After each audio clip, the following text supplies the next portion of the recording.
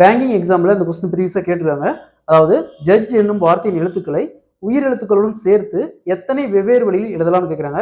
அதாவது இங்கிலீஷில் இந்த மாதிரி ஒரு வேர்டு கொடுத்துட்டு இதில் இருக்கிற லெட்டர்ஸ் வச்சு எத்தனை வெவ்வேறு வழியில் எழுதலாம் இல்லை ஒழுங்குபடுத்தலாம்னு கேட்பாங்க. ஸோ இந்த மாடல் சம் கேட்டாங்களா எப்படி குயிக்காக சால்வ் பண்ணுறது பார்க்கலாம். ஜட்ஜ் என்னும் வார்த்தையின் எழுத்துக்களை உயிர் எழுத்துக்களுடன் சேர்த்து எத்தனை வெவ்வேறு வழியில் எழுதலாம்னு கேட்குறாங்க. இந்த மாடல் சம் கேட்டாங்களா. ஸோ உயிர் எழுத்துன்னு அர்த்தம் வவ்வல்ஸ். உயிர் எழுத்துனா இங்கிலீஷில் வவ்வல்ஸ் அர்த்தம். ஸோ வவ்வல்ஸ் என்னது யூஇ, மொத்தம் 2 வவல் இருக்குது. அப்போ 2 ஃபேக்டோரியல். நெக்ஸ்ட் ஏதோ வந்த வவல் ரிப்பீட் ஆகுதுன்னு பாருங்க, எதுவும் வரல. ஸோ அப்போ 2 ஃபேக்டோரியல் 2 ரிவேர்ஸில் 1 வரைக்கும் 2 × 1 = 2.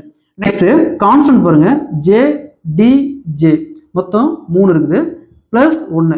ஸோ 1 ஏன் போடுறோம்னா நம்ம இந்த வவல் மட்டும் தனியாக ஒரு பாட்டை பிரித்து எடுத்துக்கிறோம். அதனால காமனாக நம்ம அதை ஒரு பாட்டாக வச்சுக்கணும். அப்போ +1 × ஃபேக்டோரியல். நெக்ஸ்ட் ஆட் பண்ணுங்க 4 ஃபேக்டோரியல்.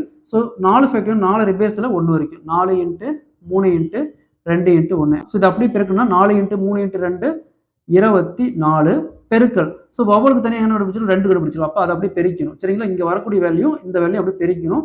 பெருக்கணும்னா 48. ஸோ அப்போ option A is the correct answer. அதாவது ஜட்ஜ் என்னும் வார்த்தையின் எழுத்துக்களை உயிர் எழுத்துக்களுடன் சேர்த்து 48 வெவ்வேறு வழியில் எழுதலாம்.